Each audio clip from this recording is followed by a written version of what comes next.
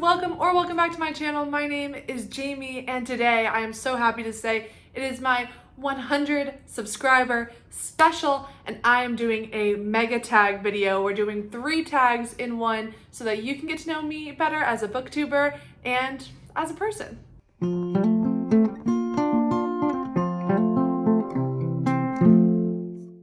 I am so happy to be doing my 100 subscriber special today. I actually have a little over 100 subscribers, so thank you so much if you are one of those subscribers. Thank you for being here. Thank you for watching. Thank you for commenting, engaging, and just being here. It really means the world to me. Thank you so much, MJ at Reading This Life, for giving me a shout out in one of your Support Small Booktubers videos. I'm absolutely so humbled and flabbergasted that anybody would mention me, so I am so thankful for you and for all of you that are here right now. I wanted to do this as my 100 subscriber special because I rarely do tags. I do them as a little treat for special occasions, and of course if I get tagged in them, I'll do them. I love to do them, but I'm like trying to save them for the right time and place, and what better time than right now to celebrate 100 subscribers. And I think it would also be a great opportunity for you guys to get to know me better as a reader, as a booktuber, and as a person. And so the 3 tags that I'm doing today are really focused around my reading habits and being a booktuber. So the first one is the how you rate your books tag. The second is the truth about booktube tag. And the third is the behind the booktube tag. I will definitely be linking all of the original creators and the questions of this tag down below, but I found these tags on Bandy's Books and Nakia's Hideaway, both some of my favorite channels on BookTube. So I just loved those tags so much, and I loved learning about them, so I wanted to give it a try. I'm going to be going pretty rapid fire through these, so without further ado, let's get into the first tag, the how you rate your book tag. Question number 1 is, how often do you DNF? And I would say probably not often enough. I will do it occasionally. The thing is, these days I'm reading a lot of books for book clubs, so I won't typically DNF a book club book unless I absolutely cannot stand the writing. I really only DNF if I can't handle the writing style. If it is a struggle for me to get through, like just at the sentence level, then I will DNF. I tend not to DNF just because I'm either reading new releases and I want to review them, or I'm reading for a book club, or just it's been something that I've been really interested in, but I will DNF occasionally. I recently just DNF'd Inkblood Sister Scribe. I knew immediately in the first 30 pages that I was not going to like it, and it's a long book, so we don't have time for that. Question 2, do you rate books 1 star? Very rarely. Very rarely. I will only rate a book 1 star if I actually finished it, so if I did not DNF, and then I feel like the book should not exist. I give 1 stars for books that I feel like honestly are somewhat harmful to be in the world in some way. It's not often that I give 1 stars. I don't like to be that mean. And on both ends of the spectrum, for 1 stars and for 5 stars, it's really like a visceral physical reaction that would push them to either ends. So we'll get to that in a minute. So it is rare that I give 1 stars, but I do. I did one recently. I've done it. If it deserves a 1 star, I will give that 1 star. Question 3 is, do you rate books 2 stars? I do, all the time, all the time. A 2 star for me is a book that I did not like. I had a lot of issues with it. I wouldn't recommend it, and I just overall just did not enjoy my time reading it. But it's higher than a 1 in the fact that I don't think that the book just shouldn't exist, or like there is, some merit to its existence, but I just personally didn't like it. I give a lot of 2 stars for sure. Question 4, do you rate books 3 stars? Yes. 3 stars is most often what I will rate a book. This is where most of my ratings fall. Sometimes I will say like a 3.25, a 3.5, a 3.75, but if I'm being completely honest, they're all 3 stars. They did not get to that 4-star level, which makes them all 3. I do not round up. I don't round up. I will give 3 stars because that is actually closer to my truer feelings. Sometimes I give those little decimal star points, those star ratings, just to kind of be more explicit about my feelings. But at the end of the day, if it cannot get to that 4-star level, then it was just okay for me and probably just not super memorable. Most of my ratings fall in this category because I'm tough to impress as a reader. And even if I have just like a pretty good time with it, if it's not doing something that is gonna stick out in my mind, it's just not gonna get a higher rating than a 3. Some people feel that a 3 is a low rating, and I disagree with this. I think that 3 it just means it's perfectly fine. It's perfectly fine. I'm a tough critic, so my 3s might be higher to more readers, but they are, to me, it just means, yeah, it's okay. It did what it needed to do, but not as much as I would have liked it to. Question 5, do you rate books 4 stars? I do. It's pretty not often, actually. It's not as often as I would like. A 4-star for me means I really liked this. I enjoyed this. I would recommend it. It did something different. It really executed very well. I had a good time with it. And I wish I gave more 4 stars because this would mean that I would enjoy more books. But to be honest, it's pretty rare. It's pretty rare to even get a 4 out of me. I'm trying to learn to be more generous with my ratings, only because if I have so many 3s, it's hard to tell what I truly felt about those books. But the fact of the matter is that I just find most books 3 stars. Like, most books are just average. So if it does get a 4-star, it just means that it executed really well. I enjoyed my time and I would recommend it. Question 6, do I rate books 5 stars? Well, if it's tough to get a 4 out of me, it is dang near impossible to get a 5 out of me. Of course, it's happened. It's rare. It's really rare. I am pretty stingy about giving out that 5-star rating. And really the difference is, for me, it's a feeling in my gut. Like, I had some sort of physical, emotional reaction to that book. And that is what will get me a 5 stars. It is for those books that blew me away. The books that I cannot stop thinking about. The books that when people ask me, what are your favorite books? They pop immediately to the forefront of my brain. They're the ones that I can remember every detail about because reading them was truly an experience. So, they're rare. I really wish I could give more. And actually later this year, I hope to be doing a 5-star audit. So if you've seen those videos on YouTube, those are the ones where people will go through all of the books they rated 5-star and see kind of what kind of things they have in common. And then from there, see if they can find other books that might be 5 stars. But for me, a very, very, very large factor in a 5-star is the quality of the writing. The writing has to be really fantastic to get that 5-star from me. So they're tough to come by. They really are. But I'm always on the hunt for them. I'm always on the lookout. Question 7 is, has your rating system changed? Not really. But I do constantly go back and forth between, what has more merit. Is it better to be really specific and give say a 3.25 versus a 3.75? Or is it more helpful to just say this was a 3-star and kind of just encapsulate all of, the entire range of 3? That's a big issue for me, is because I have so many 3 stars, there's quite a large range of those 3 stars. And so I'm constantly trying to figure out if I actually want to use the decimal scale more, because I could get really granular, but if you keep getting more granular, eventually it loses its meaning. But for the most part, my rating system has stayed pretty consistent. And the final question for this tag, where do you record your book ratings? You can find all of my ratings on my Goodreads, which is linked down below. I am absolutely obsessed with tracking my ratings. I always write a review. It's very short. Although my Goodreads reviews are literally the second I finished with the book, so they're not always the most coherent or thought through. But I always write something for the review, so definitely you can always find all of my reviews there. I am so insane about updating Goodreads. And I have tried Storygraph, and actually I think that Storygraph there's too much detail in the review. It feels like too much effort to put in that much information for every single book. So I have a hard time keeping up with Storygraph, but I'm always on Goodreads.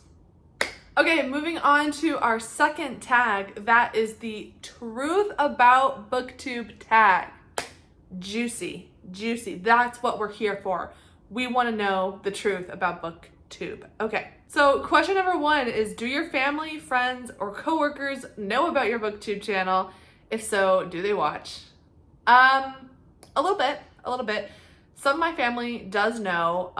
My parents, my grandparents, they know about it, and it's very nice. They watch, I think they watch. They tell me they watch, I don't know. So that's very nice. Friends, if I have bookish friends, I will definitely tell them, and I have a couple, but as I am a relatively new channel and I'm still trying to find my footing here on YouTube and figure out what I want my videos to look and feel like, kind of right now I'm in the zone of I would rather people find me organically, and I try not to tell people my real life about my BookTube unless it comes up naturally because they also love books. Question number 2, when you're watching BookTube, do you ever speed up the videos to save more time? You know, I used to never do this, but I'll admit, yeah, I have done this. It just depends on what kind of video it is. If it's something I'm really interested in, I will not. If it's someone that I've been waiting for them to post and it's an exciting topic, I will not speed it up. I will carve out time to sit down and watch that video in its entirety. If it's more of like a list kind of view, it'll be like, 10 horror books you need to read this fall, or, some sort of a TBR list or something like that, then I will speed it up, typically because I've already heard of the book, so I don't need to hear them explain them to me. So I will speed those up. I don't know, I used to never do it, but I had to start doing it. So I try not to though. Question number 3, do you watch videos from all the booktubers you subscribe to? All of their videos or just some? I really try to. If I subscribe to you, it's because I love what you have to say. I love your content and I want to see it. So I subscribed and I will try to watch. That being said, I have a ton of booktubers that I'm subscribed to. So it would probably be a lie to say that I watch all of them, but I do watch most of them. And if I don't watch all the way through, like I will click on it, I'll give it a like, I'll make sure that my watch bar clocks it all the way just to help pad their stats a little bit better. But for the most part, I do actually watch them. It's pretty rare that something would come up that I'm not interested in, unless it's like a vlog that's like specifically dedicated to a genre I didn't like. Maybe then I wouldn't watch it completely, but even then, if I like them, I'll watch. Question number 4, do you watch and subscribe to everyone who subscribes to you, or only channels you really want to see? I'll be honest, I don't subscribe to everyone who subscribes to me, but that is because I try not to look at the subscribers. I try not to look at the subscribers, the subscriber numbers, anything like that. I will, of course, just notice if someone is commenting a lot, then I definitely want to check out their channel. I want to see what they talk about, get some mutual interaction going. But I am really trying, especially because, of course, I'm very early in my YouTube journey, I am trying not to look at that subscriber number too much. I'm trying not to look at exactly what's going on there because I think it would just bring me stress, honestly. So it's not personal, it's just that I'm trying not to look at the subscriber list. I'm trying to just make the videos, put them out, and just see what happens. Question number 5, do you watch and subscribe to booktubers based more on their content or their personality? Great question. So I have found that with BookTube specifically, it is really important that you find booktubers that have specific tastes that matches very closely to yours. And that is because taste is so subjective. If I'm watching a booktuber, I need to know what they typically read, what they typically like, so that I can know if I actually should follow that recommendation for me. Now, I'm super happy, I definitely follow people that I would not say I align super closely with on my reading taste, but I do love them just for their personality. But I know that I'm watching because of their personality and that our tastes do not 100% align. so that when they say that they don't like something, that doesn't mean I won't like it, and vice versa. If they say they love something, that does not mean that I'm gonna love it, and I just need to be aware of that, so that, because my TBR is so long as it is, so I do try to be careful about if I'm subscribing to new people because they have a cool idea, or they you know, they have a great aesthetic to their videos. That's great. I will subscribe to them because of that, and I will watch their stuff because of that. But primarily, I want booktubers that align with my tastes more closely, with some notable exceptions, but that's okay. Question number 6, do you listen to booktube videos along with doing other things, or do you just sit and watch the video? I always sit and watch the video. I usually wouldn't, you know, maybe I'll fold laundry or something, but for the most part, I will definitely just sit and watch the video in its entirety. It's what I love to do. I love to watch BookTube, so like, I will watch the videos. Okay, moving on to our third and final tag. This is the behind the BookTube tag. Question number 1 is, what has surprised you the most about BookTube, both in a good way and a bad way? I don't think that there's been much that surprised me about BookTube, just because I have been a longtime viewer of BookTube before I became a creator on it. So I know what's going on BookTube. Nothing's really surprised me. I'm also a content creator in my real job, and I think I'm just, you know, aware of how the internet works, both good and bad. So nothing really surprised me, but of course I'm always surprised if anybody subscribes to my channel. That's always a surprise. Thank you again for being here. Question 2, how do you balance reading and BookTube with the rest of your life? It's been challenging a little bit. It's been challenging. I am very fortunate right now that I'm in a position that I can focus a little bit more of my time on BookTube, but that does come with sacrificing other things. And I have noticed that since I've become a BookTube creator, it has taken up a ton of my headspace. It's taking up a ton of my time. Of course, I love to do it. So it's fine. But how do I balance it? It's just I try to stick to some sort of schedule. I try to be organized with my time and hope for the best. Question 3, have you ever thought about starting a Patreon? No, I just simply don't have the platform right now. And even if I did, I'm not even sure what kind of content I'd be able to put on Patreon that would make it worth it. One day I would love to have the opportunity to do that, but it's not going to be anytime soon. Question number 4, have you ever made any mistakes on BookTube? I mean, yeah, obviously. Every time I upload a video, I make a mistake. Of course, mistakes are extremely common, and they will continue to happen for a while until I really get my footing. Question 5, do you have any advice for new booktubers? This is kind of similar to the 1-year anniversary booktube tag I answered. I don't know that I really can qualify to give advice to a new booktuber because I am a new booktuber. I think the only thing I would say is just to be authentic. Question 6, what are your thoughts on the YouTube algorithm? Well, I haven't had a ton of experience with it up to this point. As a viewer, what's frustrating about the algorithm is that it will recommend me videos and I won't click on it. And every single day I go to YouTube, it just keeps recommending me that same video, even though I haven't clicked on it. So like, show me something else. So because of that, that does get a little bit frustrating because I feel like I'm missing out on, there's other content out there. If I'm not clicking on that video, I want something else. Recommend me something else. But that's really the one thing that I've had an issue with the algorithm around. But as a creator, I just don't have enough experience. I'm not really sure.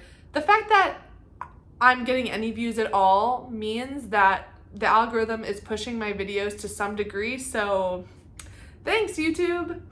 Question number 7, part A, is how do you decide what videos you want to make? Great question. I actually kind of struggle with this just because I have so many things that would be super fun to do, but I know that for right now they wouldn't be super authentic to my channel yet because I'm just not to the point that I could do some of the bigger videos that I want to do. So what I try to do is look at what I want to read I always kind of do a seasonal TBR, and I do it in like 3-month chunks. And I try to just look at what am I trying to read that during that time, and then what video concepts could fit into what's already on my TBR. Or I'll think of a video that I really want to do and then create a TBR that will go with that video. But for now, it does seem to be kind of mostly on a seasonal basis, and it just depends. I have my TBR board over there, which I do every season, and that kind of tells me like, these are the books I would really like to get to. So it helps if I have videos that I can fit those into. And then part B of this question is, do you ever feel overwhelmed with the amount of ideas for videos that you have? And I guess in just the sense that there's so much I would like to do, but I also know that there's no rush. Question number 8 is, have you ever regretted making a video? Yeah, just in the sense that it wasn't as good as I wanted it to be. But usually I think that you have to go through that learning process to become better. Question number 9, part A is, are the number of views/subscribers meaningful to you? Yeah, I mean, I think, of course, I think if you're making YouTube content, views and subscribers are always going to be meaningful in some way to you. It's not what I do this for, or I really try not to look at the subscriber count. I try not to look at the view count. I try not to let it affect me really, because that's a dangerous path to go down. I want to just make the videos. I want to talk about books. I want to connect with people who are also reading what I'm reading, and I want to have a discussion. That's what's more meaningful to me. The views and subscribers are always going to be a part of the equation, but not the most important thing to me, especially not right now. Part B to this question is, are you disappointed by the growth of your channel? No. I got 100 subscribers. 100 people chose to subscribe to my BookTube channel. I could never be disappointed by that. I'm only shocked and humbled and so grateful. Question 11, have you ever thought about quitting YouTube? Nope, I'm just getting started. Question 12, part A, what are the most touching comments? I think any comment that is just talking about and responding to what I'm saying. I think anything that's engaging and actually responding to the topic is great. That's what I want. I want a discussion. I want people here to make friends and be a part of a community and talk about books. So those are the most touching. And part B, what are the most negative comments? I haven't had a ton of negative comments because it is very early on in my YouTube journey. And the last question of this tag and this entire video, in regards to BookTube, where do you see yourself in 5 years? I just hope I'm having a good time. I hope I'm still here. I hope I'm having a good time. I hope that I've made a couple BookTube friends. You know, I'd love to be a part of some discussions. I want to join in some live shows. I want to just really integrate myself in the community. I hope I'm still here. I hope I'm reading great books. I hope that I've cultivated, you know, a little corner of the internet that brings people any amount of happiness. That's what I want to do. There we go. That is it. That is all I have for these 3 awesome tags. I love tags. Thank you so much for letting me indulge in answering these questions for you. And a huge, massive thank you for anyone who has subscribed to this channel. I cannot overstate how much I appreciate you being here. Thank you so much for watching, and I hope to see you in my next video. Have a great day, week, month, year, all of it. Thank you so much. I will see you next time. Bye.